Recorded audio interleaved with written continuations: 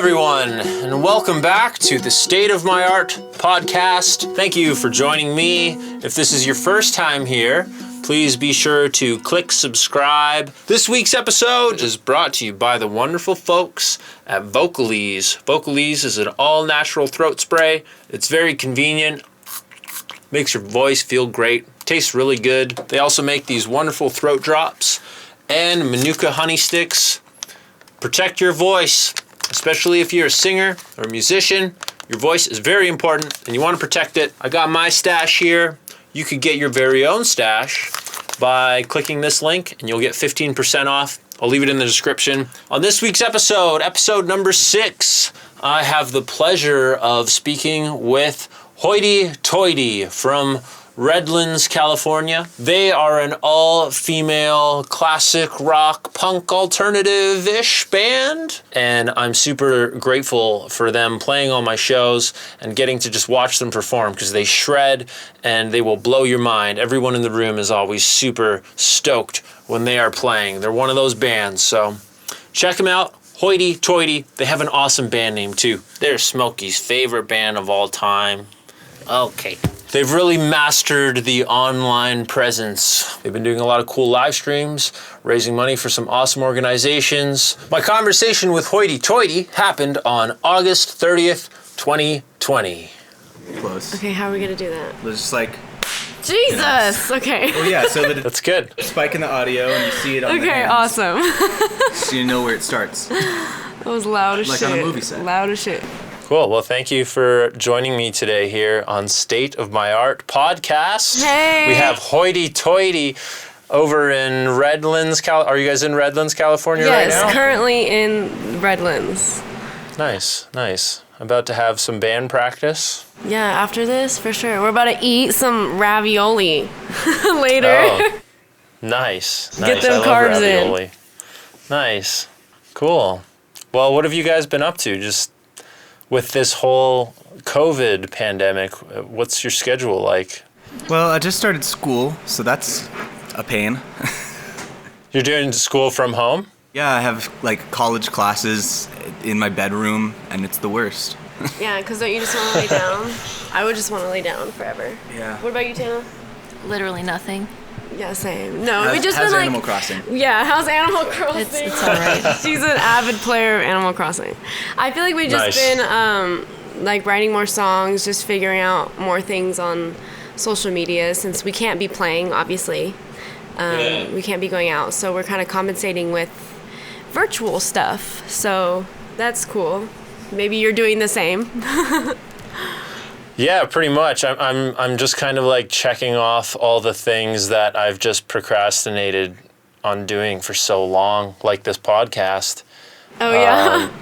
Yeah, and it's not even so much that like I have the time to do it now. Like my schedule hasn't changed much, but I'm just like, all right, people are at home now with not much to do, so Right. like I got to give them some sort of content to. That's when they're gonna be online, and so it's like you wanna give them that. Yeah, like it's a good time to start all this stuff.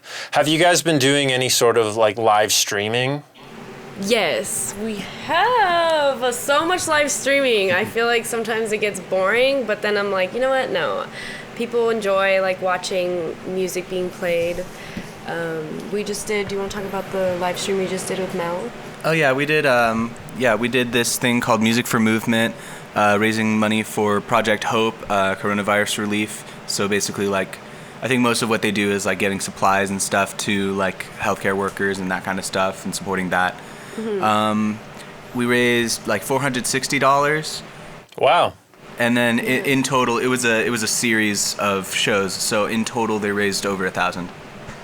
Awesome. That's awesome. Yeah. That was, and then we just did one with House of Blues. You want to talk about that? Oh yeah, we just do like House of Blues has like these open mics, and then this thing called Spotlight Unplugged where they'll let us play songs and then they'll ask us questions in between. So kind of like streams like that, and then we've also done our own on our Instagram lives. Obviously, we've played a couple songs here and there, but yeah, that's what we be doing. That's great. Yeah, because I know that for you guys, this must really change things, because it could just be that every time I'm coming through, I'm playing live, so that's how I really know your band. Right, yeah. But it seems like Hoity-Toity gigs a lot. Yeah. The months before COVID hit, like starting I think in the middle of January, we had like 2 shows a week every week, maybe even more I think at one point. Yeah. It was basically like it was constant, like every weekend we had gigs, like at least 2, for like a month and a half ish I think, or something like that. It's fun though. It was great. No, I mean I love doing that. Groove, you know? Yeah. It was funny though, because also like that like happened completely by accident, because we were actually like, I remember we were talking about like, let's not like seek out stuff, like let's like work on new songs, and then people just kept hitting us up. Every time we're like, okay, like let's take this month to focus on writing music. We get hit up like by 5 million people, like, can you play this show? And we're like, we can't say no. Like, I mean, we could say no, but we don't want to, because we like and then doing we're it. like, damn, this whole month like got filled up. But it's also like, I think that's funny, just because like imagine if we were like, I feel like it's so much harder for us to find gigs when we're like actually like trying to look for places to play, but people just hit us up randomly and we play like a bajillion different places, and it's like, oh, okay, this just happens. Yeah.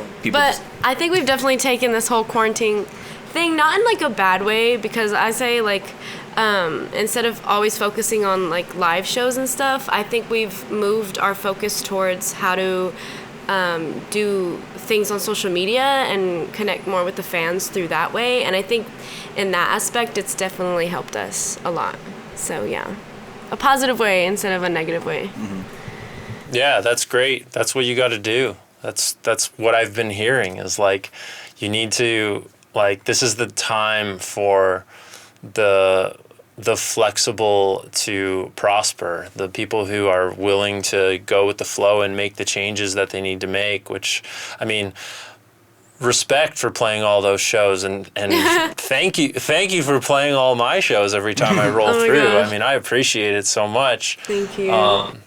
And like now, you know, here we are hanging out finally. I feel like when we're at the absolutely, gigs, we're all so busy, and then before you know it, the night's over. Yeah, it's like, bye, okay. Yeah, we never really got a chance to hang out, but I've probably watched you guys play more than I've talked to you. So Oh, absolutely, yeah. Like, I don't even know your middle name or anything. If we have one, you know what I mean? A lot of It's people okay. don't. My middle name's kind of weird. My middle name's kind of like a...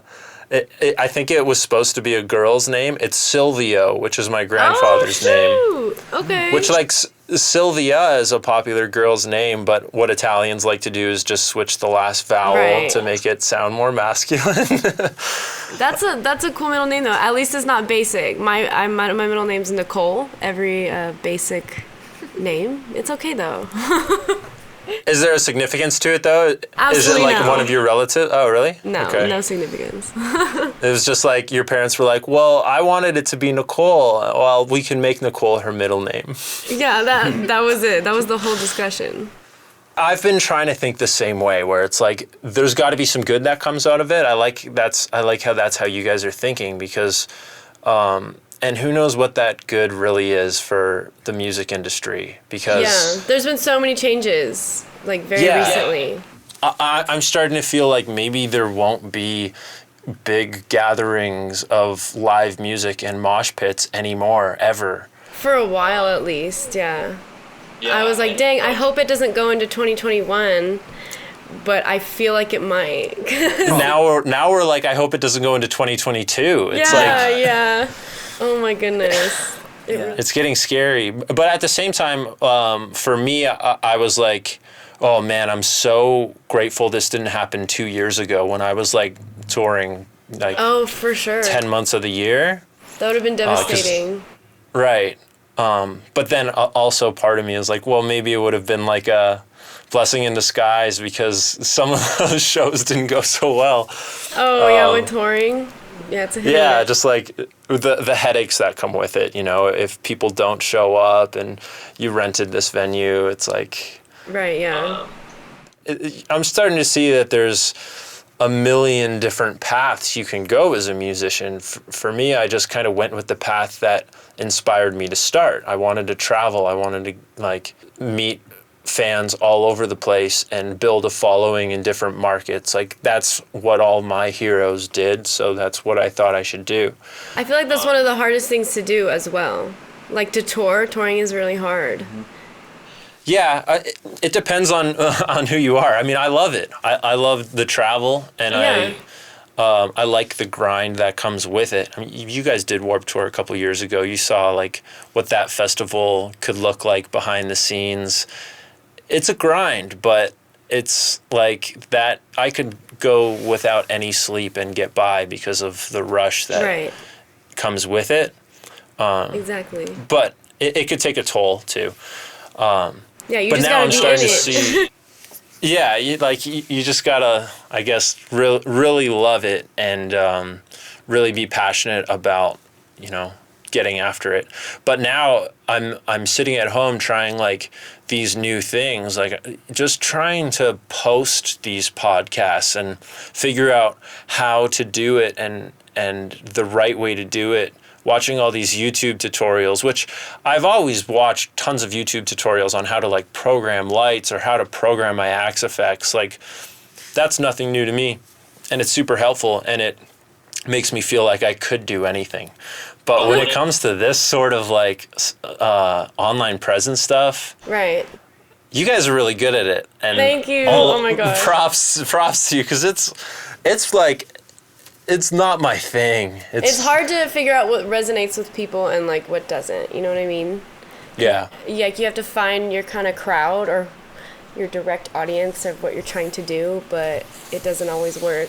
It's like a hit or miss. You just trial and error. Sometimes crowd finds you and you weren't looking for them. I mean, like, we got like a bunch of like classic rock fans now paying attention to us. Because we did like a Renegade cover. Well, that, and then there was another like TikTok that was like about like riffs that Guitar Center employees are tired of hearing, and it's like those like two things like I feel like just really resonated with the boomers, and now they're paying attention, and it's like we definitely weren't shooting for that. Yeah, but we'll take it. We'll take it. Yeah. I saw that. That was so clever. Like that is like, hey, here.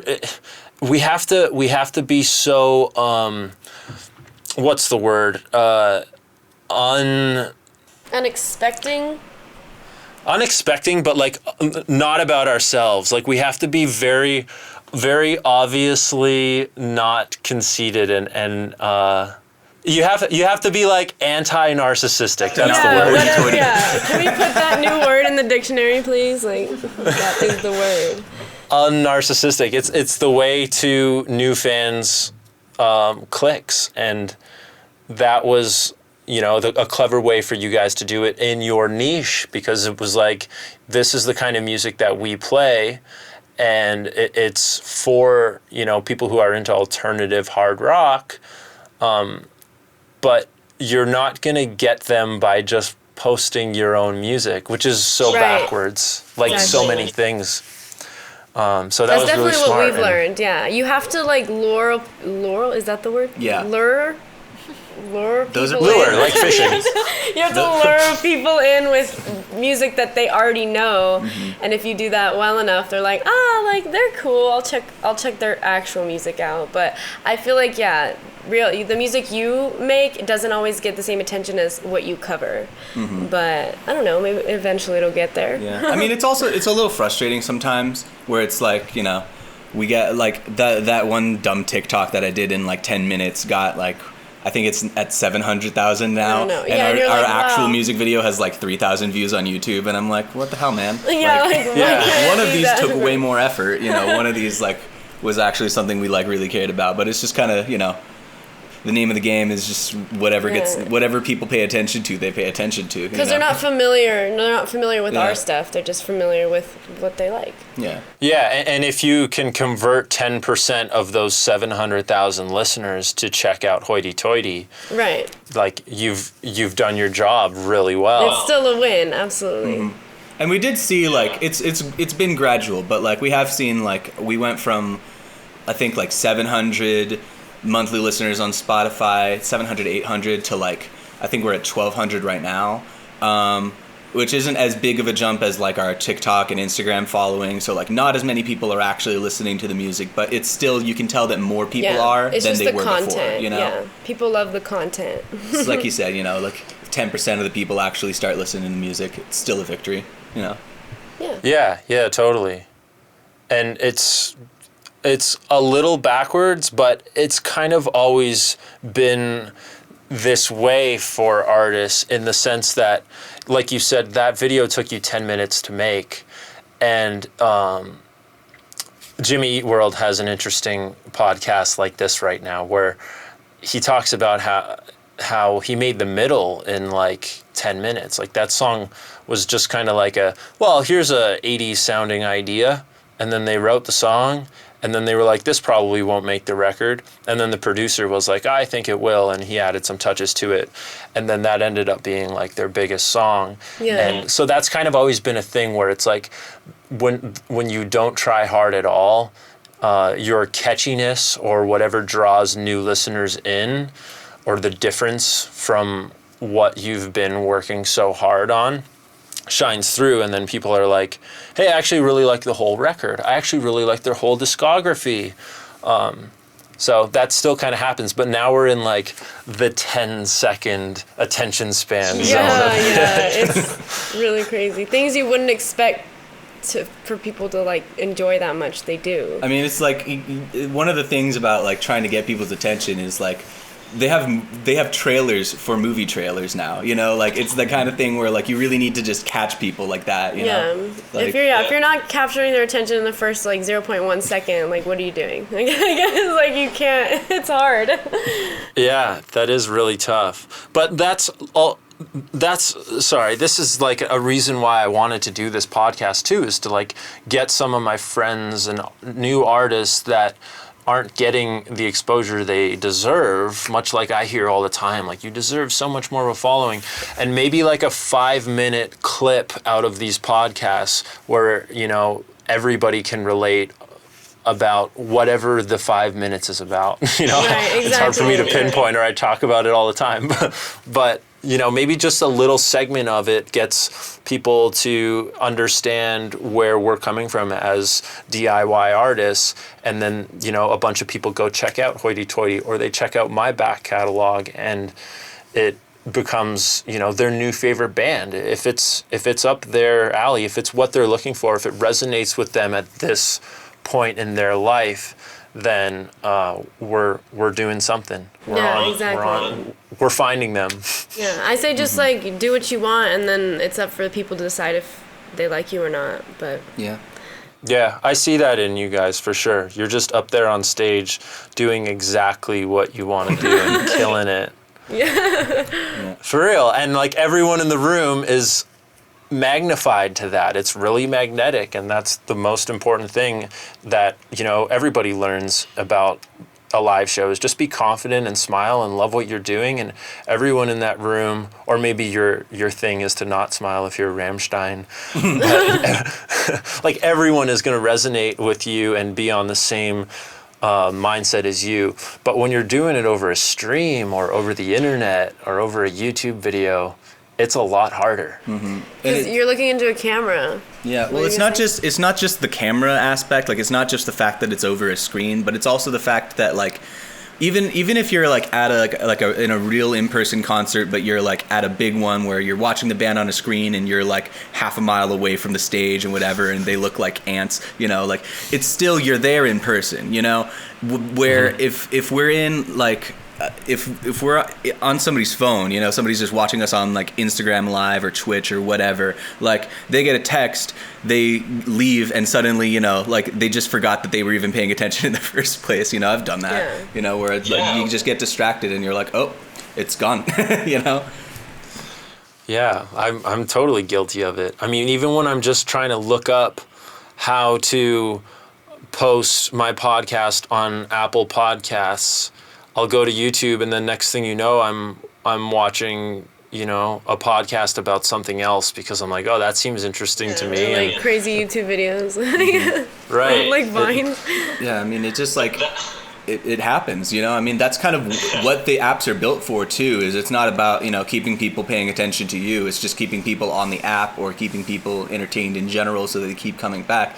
So it's kind of built to distract you, you know? It's not built for focus. It's built for keep people watching videos, whatever videos, you know? Yeah, because there's sometimes they're not even like videos that you're. Sometimes I watch them like, what am I doing? Like, why am I watching these videos? No, literally, like stuff comes up completely. Like, what video is this? Why does the algorithm think I want to see this, and why is it right? Yeah, it's like dopamine. It's just in the brain. It's like, stop, God. Yeah, I saw somewhere that these social platforms actually use the same psychology and scientists, or for lack of a better word, that the casinos use to keep people addicted and to keep people engaged and at their casino, just like on their platform. So they really got us. They know what they're doing, I guess. I think the first step is noticing. It's like noticing you might have a problem, but it's right. Right. It's a slippery slope. I realize that like every morning I get up, I'm like, no, don't go down there. But the odd time I do, and then before you know it, half the day's gone. Yeah, it's like 2, and you're like, what have I done? I guess I accomplished. I guess I figured out like why this camera is better than that camera, at least. Yeah. Absolutely. It's okay. So yeah, sometimes it's educational, but yeah. Have you guys been writing a lot too? Oh yeah, for we sure. have, yeah. We have like we've always said, you know, when we were busy playing shows, we're like, okay, we need to get to these songs. But now I think that we're not playing as many shows. I think it's definitely easier to get to the songs, like, and play them and make them become something. Yeah, one of the songs were one of them is like older that we've like started revisiting, from like. I think we were playing that like what in 2017 even 18. Which one? Graffiti. Oh yeah. So that one of them was older that we were like revisited and like added stuff to. One of them we were like just in the process of writing. Like we had only played it like once or twice live when COVID hit. Yeah. And then the other 2 are like completely like written during COVID. Like and we just like. Yeah, just writing songs. From scratch. Nice. That's pretty good. What is your process like? Do you guys have some sort of like pre-production? Do you guys track onto, I know you're tracking onto Logic right now. Do you use Logic as like a writing tool? Yeah, so it'll depend on the song. But like for one of our new songs, like I recorded basically like a skeleton of it with like just like layers of guitar and bass in Logic, and like sent it to the band. And we were like, okay, I like this part, don't like this part, we'll change that, take out the solo, whatever, you know, and like, so sometimes it'll be like that, where like the structure's kind of laid out. One of the other ones was literally just like, we jammed on it, and it was just like, we had nothing going into it. I thought that Kelsey like had we started with like a drum beat. I thought Kelsey already had it, but she like actually like totally like, I posted about it and she was like, no, actually I just made that up on the spot, pulled it out of Assland, is what she said. I think most of our writing happens together, so we'll write, because we practice in my garage, so we'll just be in there jamming, or somebody will come with a riff or something, like Tana will come with an awesome bass line because she's awesome. Yeah. One of them was like pure Tana. And then we'll just one of our new songs Tana actually wrote a lot of the lyrics to. Me and Tana worked on the lyrics for that one, and it's really dope. Y'all are gonna be excited to hear it. Which normally Shelby writes all the lyrics, so that's I'm just really glad to have Tana, because she was always like, she's like, I'm embarrassed, like they're not good, but I was like, bitch, they are good. Like she they're laid down the structure good. of the song like, too. Never doubt yourself. So. Stuff always evolves, but it's like, you know, it usually starts with an idea. Like I think like 70% of the time somebody has like a pretty solid idea of what the song's going to be, but then the songs where we have absolutely no idea going in, like Small Dogs off of the last EP, we had like no idea what was going to happen with that one. It was like just a riff, and then you kind of just go. Yeah, those are, I think, the most fun to write, but it's also just kind of, you know, it makes it easier sometimes when stuff's laid out to begin with. But like having our most recent one, Playing the Game, was literally just the one that we literally just jammed and pulled it out of our asses. Like the way that one kind of evolved every time we came to practice. It changed a little bit. We recorded a voice memo on our phone, listened back, came back in with new ideas. It was like a completely different song by the end of it, you know? Over time, things change. And even, like, I'll hear Tana on even really old songs coming up with new bass lines to do. It's just you're constantly just adding things on. Totally, yeah. Even, like, our old songs, like, we, like, play, like, songs off our first EP, we play them differently live. Like, we're just, like, kind of always changing stuff because we find new exciting things. We should play a drinking game every time Arya says like, take a shot. I'm kidding. No, I'd be victim of that too. I'd be saying same. I say So many people say like and like or they have their like tick. I just said it. You know what I mean? That shit's funny. It's all good. You're digging to like explain something pretty intricate and sometimes you just don't have the words. Yeah. I mean, I feel like that's just a better question than we normally get, you know? Like, that was a good question. Thank you. Because it's like also coming from a musician, you know? Like sometimes it'll be like, so how'd you guys meet? And it's like, internet. Yeah, I don't know. Like, we stole Tana, literally, off the stage of another band. That's because that's kind of what I want this to become, is like artists talking to artists about artist things, you know, whether it's music or whatever kind of art. But like, how do you create what you create is such a key question. And it's tempting to just be like, you know, the initial conversation of what are you doing during COVID, because that's what everyone's talking about, and it's hard. You can't just ignore it, but it's also, it's just easier to answer these questions when you know, like, that the other person has some idea what you're talking about. Because sometimes we'll get questions where it's like, what are the 3 artists that influence you? And I'm like, 3? Yeah. Like, what band only has 3, you know? Right. Yeah, it's on like, what aspect? Like, singing or guitar? Like, what? I got one recently that was, what 5 albums changed your life? And I was like, oh man, that's not even fair to the artists. Some artists have 5 albums that are equally influential to me. Like, come on. That's insane. No. Yeah, or people always ask, like, you know, like your favorite song, and I can never answer that question. Like, never in my life have I ever been able to say, this is my favorite song. Just a minute. Not even like, this is my favorite song today. Like, I can't do it. No, it's hard for sure. So you guys will basically use band practice as like a live writing session, because like, I don't know, for me, ever since I didn't have a band anymore, I am still only writing within a DAW. Okay, yeah, of course. But are you guys basically just like, let's flesh out these songs until they sound good live and then bring them to a producer then, basically? Well, we're working with a producer for the first time now. So our last 2 EPs, we didn't have a producer. The closest thing we had was Kelsey's dad kind of produced a little bit, which, like, I say air quotes, like, I mean, he did a good job. Like, it wasn't like he didn't know what he was doing. Like, he's like a musician. So like, he had good ideas. It was helpful. But like, we never like worked with somebody who had, like, you know, experience as a like professional producer until these new songs right now that we're working on. The thing we would do was, I feel like, because our first EP, I feel like we were all very inexperienced, maybe except Tana, because she was a badass bitch. But we got the songs down, we practiced them a lot, and then I don't know how we found Hybrid, but we won a contest. Oh yeah, we won some contest to record in this studio called Hybrid. So we recorded our songs. We were super prepared, and then we did it again for our second EP because we already knew the experience. Like, we've already been through it. So we like went over our songs just in practice. Like, we just went over and over and over again, make sure we came in with what background vocals we wanted, like what layers of guitar we wanted, what drum beat, just everything. And then it went like super smoothly in the recording studio with the engineer. Yeah. And both of them like basically wouldn't have been able to happen if we hadn't done all of like the previous stuff, because like the first one we won 2 free 10-hour days of recording time in that studio, so we just had to bang them out in those like 10 hours each day.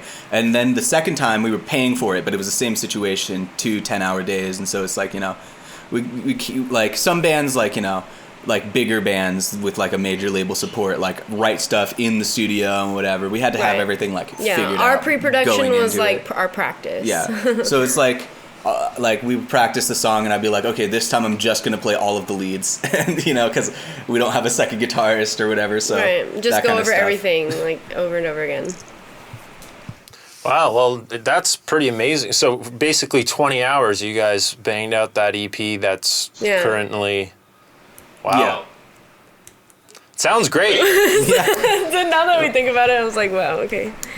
Yeah. But yeah, that goes to show how important just being prepared and knowing your parts and knowing what you want is, because you could and ha for 5 days before you actually track anything in studios. And I mean, we do, especially lately, we do a lot of demos, where so we can listen back and see what we like, what we don't like, what sounds good, what doesn't sound good, any layers we want to add, that kind of thing. Like, so like in a way, it's sort of like that sort of dynamic. And sometimes like, we'll record like into a DAW like you do, and like, add like backing vocals and whatever and see how everything sounds. But it's like, for the most part, we kind of have to, do it in practice real time, like as a live band, because like that's how we get it like I think that's all how we've always done it. And yeah, what Aria's saying, our pre-production, just because we brought in, because I had recorded my vocals to a song we recorded, so we'll record the song without vocals, and then I'll record it into the DAW and then add backup vocals, and then we'll take those recordings with us to the studio so we have a reference if we ever forget. Like if I'm ever in the vocal booth, they're like, oh, like what did I do here? They'll pull up the little recording we did and be like, oh, okay, just do this. And that'll kind of be how it goes. Yeah, and stuff still, like, even when we're, like, super prepared going into, like, we did on the last 2 EPs, stuff still changes, like, on the day. Like, the high note on our song, like, right at the end, that was added, like, I think, what was it, Del Taco? We were at Del Taco, and we were talking about what we should do there. Yeah, I don't even know. And so we just added that there. And she sang it in the car, and we were like, yep, that sounds really good. Do that. And so we did it. Yeah, whatever. Shout out to Del Taco for that song. The inspiration. There you go. Now you need a sponsorship from Del Taco. Actually, Wendy's. Can Wendy's sponsor us? Fo. There's 4 of us. Yeah. Well, not right now, but... Well, I don't know if Taco Bell still does it, but I've been trying to get on the Feed the Beat thing for a couple years now. Gosh. Yeah. Taco Bell's quesadillas are fire. Oh my god, they're so good. They're so bad. You guys, you girls should definitely apply for that, because I feel like they would totally love Hoity-Toity, and absolutely. I mean, you may as well. Yeah, you may as well try. I don't know if they still do it, because I looked up. They do like 2 submissions a year, one in February and one in September. This is how desperate I am for free Taco Bell. Oh my god. So I'm always looking it up. And then this year I was like, all right, this is the year I'm going to get mainsail on it, because maybe they didn't pick me before because I was just like one guy from Canada, and they probably thought, oh, he's going to try and use it in Canada. Yeah, it's not going to work. Who is this guy from Canada? Yeah, because one time I asked them about it, and they were like, oh, it doesn't work in Canada. And I was like, that's probably why I kept getting denied. Dang. So I've been waiting to apply for mainsail and be like San Diego based. Because I'm pretty sure their headquarters are in Orange County, in Irvine. Dang. I try not to eat there too often. I get the shit. I still haven't forgiven Shelby. I still haven't forgiven Taco Bell for taking the $5 nacho box off the menu. Yeah, their menu is changing very fast all the time, so people get real butthurt about that. But I'm more of a dollar pick guy myself. People get butthurt after eating there anyway. I mean, yeah, literally, exactly. literally, physically, all that. Your ass is in pain, man. Well, I'm pretty sure it doesn't have a timer on here, but we're on Zoom, and we get a 40-minute limit, so I'm pretty sure we're nearing the end of this. I should probably keep these podcasts shorter anyway, and you guys got band practice to get to. So thank you so much for joining me. Thanks for doing this. Of course. This is nice. Yeah. It's always fun to talk to somebody other than them, I'm kidding. For sure. No, thank you for doing it. It's nice to talk to you girls finally and hang out. Yes. Even though we're in different countries right now. Oh, insane, yeah. That's a positive out of it too. Like, as crazy as of a time that we're in right now, how crazy is it that we can sit down and hang out in different countries? Literally different countries. That's crazy. It's the kind of thing And you just document it for people. Yeah. I mean, like on social media, like we've been talking to, mostly me, I've been talking to like this band Venus from Leeds, England, like Pink Shift in Maryland. Like we're just like interacting with bands that like normally we just interact with bands in real life, but now we're on the internet and everybody's just like, what are we doing? Super cool. And so I guess some people in Leeds are like, let's be friends, you know? Like, Yeah, and you never know what that'll bring. Like maybe once touring's back and they have a tour in Leeds in the UK, they're like, hey, let's tour trade. We'll come to America. You guys come here. Like that's how a lot of big bands finally got off the ground too. Yeah. It's like just making connections right now. Yeah. Yeah, it's all about networking. All right, well, thank you so much. Have an awesome weekend, rest of your Sunday, band practice. Thank you for all the good questions. Tana, you have anything to add? Yeah, just Tana. I don't actually. Tana don't got shit to say to any of you. Okay, I'm kidding. Awesome. Well, thank you so much for having us. I hope you're being safe wherever you go. Totally. Yes, likewise. Hopefully all goes well there in California and all this is over soon and we can get back to playing music Hopefully, together. Yeah. Hopefully. All right. All right, signing off. Come on. Wait, I don't want to leave. Well, that was interesting, wasn't it, Mokers?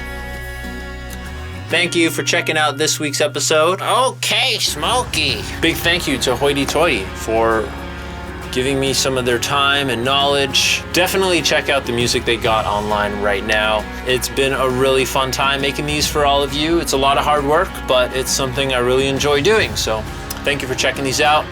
Please be sure to subscribe, click like, share this with your friends. Also, if you can click the notification bell, that will let you know when the next week's podcast is out, because you don't want to miss it. Thank you.